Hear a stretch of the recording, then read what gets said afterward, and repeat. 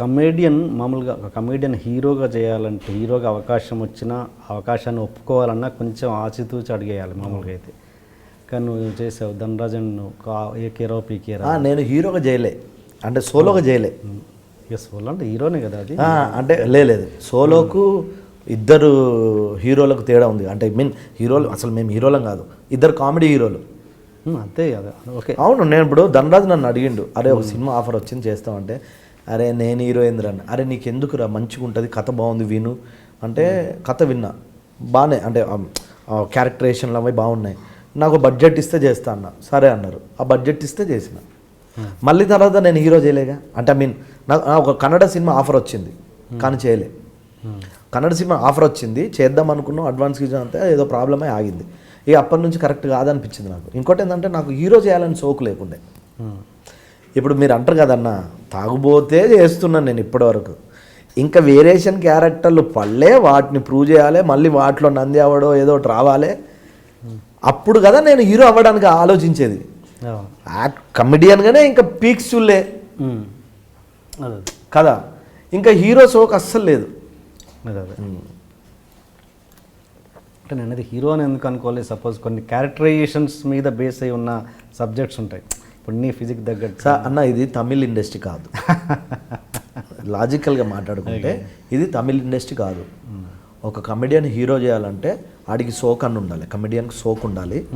లేదు మనల్ని దృష్టిలో పెట్టుకుని, ఇప్పుడు నన్ను దృష్టిలో పెట్టుకొని తాగుబోతు స్క్రిప్ట్ ఒకటి రాసి అద్భుతంగా ఉంది అంటే చేయడం ఓ పద్ధతి, పిచ్చి ఉండి చేయడం ఒక పద్ధతి, ఒకరు అనుకొని చేయడం ఒక పద్ధతి. అనేది సోకు గురించి మాట్లాడలేదు. ఇప్పుడు సపోజ్ నీ ఫిజిక్ తగ్గట్టుగా నీ గ్లామర్కి తగ్గట్టుగా ఇప్పుడు ఇలాంటి ఫిజికే కావాలి నాకు, ఇంత ఏమంటారు డిగ్లామరస్ క్యారెక్టర్ ఉన్న సబ్జెక్ట్ అయ్యి దాన్ని చేయడంలో తప్పేంటి? అవును అట్లా వస్తే కదా చేసేది, అదంటున్నా రాని మనకు ఎందుకు వస్తుంది?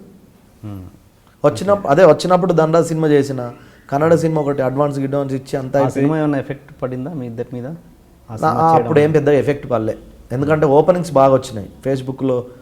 మచ్చరవన్న అలాంటి ఎఫెక్ట్ కాదు, అరే వీళ్ళు ఇద్దరు డైవర్ట్ అయ్యారు, వీళ్ళని ఎందుకు మళ్ళీ మన సినిమాల అవకాశాలు కమెడియన్స్ అవకాశాలు తగ్గడం అన్నది. ఎందుకంటే ఇప్పుడు సోలోగా చేసిన సినిమా కాదు, ఆ సినిమా అద్భుతంగా ఆడలే, అప్పుడు ఆ ప్రభావం ఉండదు.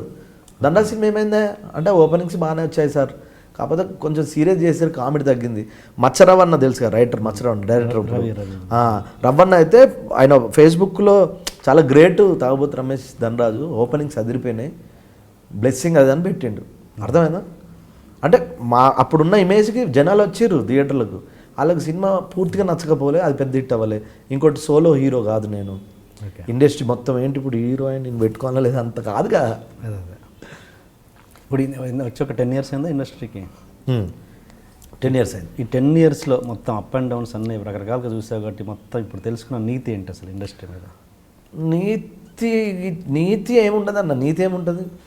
నీతి చెప్పేంత గొప్పనేం కాదు కానీ నువ్వు తెలుసుకున్న నీతి అనేది నువ్వు చెప్పాలని. నేను తెలుసుకున్న నీతి లేదు, గాడ్ స్క్రీన్ ప్లే. మనం రావాలి, కష్టపడాలి, మనం ఎంత కష్టపడ్డా మనకు రాసి పెట్టుంటే అది జరుగుతుంది.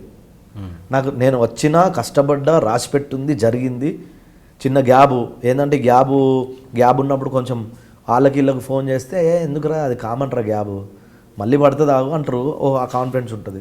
బట్ ఈ 10 yearsలో ఎంతమంది కమెడియన్స్ ఉన్నా నాకంటూ ఒక గుర్తింపు ఉంది, నాకంటూ ఒక బ్రాండ్ ఉంది. అది నా అదృష్టమే కదా, నా టాలెంట్ అవ్వచ్చు, అదృష్టం అవ్వచ్చు, రెండు అవ్వచ్చు, అంతే కదా. నేను ఇంకా పీక్స్ లేదంటే అది నా చేతిలో లేదండి, అందే అవార్డు వస్తే వచ్చింది కదన్నా, అంతకంటే గుర్తింపు అదే. ఓకే, ఇంకోటి నీ గురించి నాకు పర్సనల్గా తెలిసింది అంటే ఎవరికైనా దానం చేయాలనుకున్నప్పుడు, ఎవరికైనా హెల్ప్ చేయాలనుకున్నప్పుడు నువ్వు చాలా లెక్కలు వేసుకొని చేస్తూ ఉంటావు. అది దానము హెల్ప్ లెక్కలు, మన దగ్గర ఎంత ఉంది అన్నది మామూలుగా కొంతమంది ఎలా ఉన్నారు, ఓకే ఇప్పుడు మనం సంపాదిస్తే తర్వాత సంపాదిస్తే ఇప్పుడు వాడి ప్రాబ్లం తీరితే చాలు అన్నట్టు ఉంటుంది. నువ్వు అలా కాకుండా 10 రూపాయలు ఉంటే లెక్క కట్టుకొని మన దగ్గర ఎంత ఉండాలి అంటే ఒక లాజిక్. ఇప్పుడు దానం చేసేంత గొప్పని కాదు కానీ నేను చిన్నప్పటి నుంచి నేను ఏమో చూసిందంటే, ఇప్పుడు మన దగ్గర డబ్బులు ఉంటే ఒకలా ఉంటుంది లైఫ్, డబ్బులు లేకపోతే ఒకలా ఉంటుంది. అది రియల్ లైఫ్ అవ్వచ్చు, ఫిలిం ఇండస్ట్రీ అవ్వచ్చు కదా. నేను ఎక్కువ స్వార్థపరను, మా ఫ్యామిలీ గురించి ఎక్కువ ఆలోచిస్తాను, ఫ్రెండ్స్ గురించి కూడా ఆలోచిస్తాను. ఎప్పుడు నా ఫ్రెండ్స్ నా వల్ల హ్యాపీగా ఉన్నారు తప్ప నా వల్ల ఎవరు ఫీల్ అవ్వరు, ఇదో పద్ధతి. ఇంకోటి ఏంటంటే అందరూ ఏం చెప్తారంటే డబ్బులు ఉన్నప్పుడే నువ్వు దీపం ఉన్నప్పుడే ఇల్లు చక్క పెట్టుకోవాలి అని అంటారు. నీ ఫ్యామిలీకి కూడా పెట్టు, మరీ నువ్వు మొత్తం పెట్టి నువ్వు రోడ్డు మీద పడద్దు కదా అన్నట్టు మాట్లాడతారు. అట్లా ఓ ఫ్రెండ్కో ఎవరికో ఒక 5,000 అవసరం ఉంది, ఫోన్ చేస్తే నేను ఆలోచిస్తా, వీడికి 5,000 ఇవ్వచ్చు. స్వార్థం, మళ్ళీ ఆడు తిరిగిస్తాడని కాదు, ఎదుటోడి గురించి తెలుస్తుంది. ఎందుకంటే నాకు 1,000 రూపాయలు 500 2,000 అట్లా ఫ్రెండ్స్ పంపించారు కదా, అన్నలు పంపించేది అది లెక్క, అది రక్త సంబంధం, అది గొప్పది, అది పక్కది. ఫ్రెండ్స్ నిస్వార్థం కదా, స్వార్థం ఉండదు వాళ్ళ దగ్గర. అట్లా నాకు ఎవరు సాయం చేశారు, నేను ఎవరికి సాయం చేయాలి, అట్లా నేను దాన ధర్మాల్లో ఎప్పుడు చేయలేదు. బట్ లెక్కలు అనేదానికి ఈయో పద్ధతి. లెక్కల విషయం వచ్చేసరికి భగవంతుడు మనకు కొన్ని లెక్కలు ఇచ్చిండన్న. అంటే నాకు తెలిసిన, నేను పెద్ద చదువుకోలే కానీ లైఫ్ని ఎక్కువ చదివినాను ఫీల్ అవుతుంటా, అది ఎంతవరకు కరెక్టో తెలియదు. భగవంతుడు మనకు కొన్ని లెక్కలు ఇచ్చిండు. మన అమ్మ నాన్నల్ని మనం 100% లవ్ చేయాలి, తల్లిని తండ్రిని 100% లవ్ చేయాలి, ఒక్క పాయింట్ కూడా తగ్గద్దు. అన్నదమ్ములు అక్కజెల్లెలు వచ్చేసరికి మన రిలేషన్ బట్టి, అన్నదమ్ములు అక్కజెల్లెల రిలేషన్ బట్టి 70%, 80%, 60%, 50%, 50 నుంచి 100% ఫ్యామిలీని లవ్ చేయాలి, అది లెక్క. 10 నుంచి 50% ఫ్రెండ్స్ని లవ్ చేయాలి. అయితే ఎందుకు 10 నుంచి 50 అన్న తెలుసా? నువ్వు టీఎన్ఆర్ నాకు బెస్ట్ ఫ్రెండ్ అన్న, నువ్వు నాకు బెస్ట్ ఫ్రెండ్ అయితే 50% లవ్ చేయాలి. నువ్వు నాకు బెస్ట్ కాబట్టి నిన్ను నేను 100% లవ్ చేసింది అనుకో, నువ్వు నాకు లక్షలు ఇవ్వక్కర్లేదు, చిన్నదానికి ఎక్కువ ఆలోచిస్తా. సడన్గా ఫోన్ చేసి, అన్న టీఎన్ఆర్ నాకు అర్జెంటుగా కారు వాళ్ళ బయటికి వెళ్ళాలని అనుకో, అరే తమ్ముడు నేను ఇప్పుడే వదనం తీసుకొని బయటకు వెళ్తా అన్నావు అనుకో, నువ్వు అమ్మ నా కొడుకు, నేను నా అమ్మ నాన్నల కంటే ఎక్కువ, నా భార్య కంటే ఎక్కువ ఫీల్ అవుతుంది, కారు అడుగు తీస్తలేడు అని నెగిటివ్గా ఆలోచిస్తా. అదే నిన్ను ఒక ఫ్రెండ్ లాగా కరెక్ట్ అర్థం చేసుకుంటే, అరే టీఎన్ఆర్ నాకు కారు కావాలి అర్జెంటుగా అంటే, అరే నేను బయటకు వెళ్తున్నా అంటే, ఓహో అవును కదా వాళ్ళ ఆవిడ కడుపుతుందని తీసుకెళ్ళి ఉంటాడు అని పాజిటివ్గా ఆలోచిస్తా.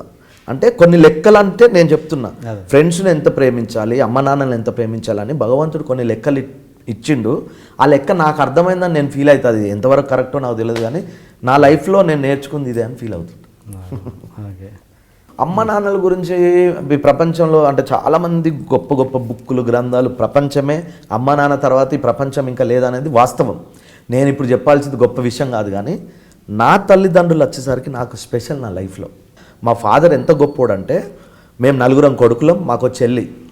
ఏ రోజు సింగరేణిలో నౌకరీ చేసి మా కోసం ఆస్తులు సంపాదించలేదండి మా అవ్వయ్య. మా ఫాదరు వాళ్ళ చెల్లెల్ని, వాళ్ళ అన్నదమ్ముల కోసం మంచిగా ఉండాలి, నౌకరీ చేస్తున్నా వాళ్ళకి నేను పెట్టకపోతే ఎవడు పెడతాడు, వాళ్ళకు డబ్బులు ఖర్చు పెట్టాడు. నా తల్లి తాడిచెర్ల నుంచి, మా అమ్మమ్మ ఊరు తాడిచెర్ల నుంచి మాకు అప్పుడు పొలాలు ఉండేవి కదా, పొలాలతో బియ్యం తీసుకొని వచ్చేటోళ్ళు, బియ్యం తీసుకొస్తారు కదా 12 బస్తాలు ఎడ్ల బండ్లు కట్టుకొని. అట్లా ఊరు నుంచి ఎవరు వచ్చినా మా అవ్వ తినిపించి తాగిపించి 200-300 500 అప్పట్లో ఇచ్చి పంపించేది. మా అవ్వయ్య పేరు చెప్తే తాడిచెర్లలో మా చుట్టాలు ఇట్లా మొక్కుతారు, మీ అవ్వయ్య చాలా గొప్పోళ్ళరా, అందుకే మీరు ఈరోజు సినిమా యాక్టర్ అయినా, ఈరోజు చాలా గొప్పోళ్ళు అయినా అన్నారు.